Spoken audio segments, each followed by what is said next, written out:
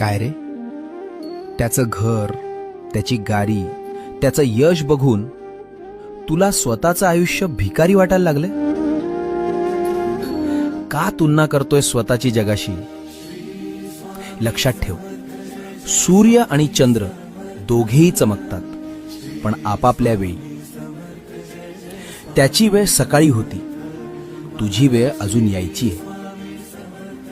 देवाने तुला बनवताना काहीच कमी ठेवलं नाहीये.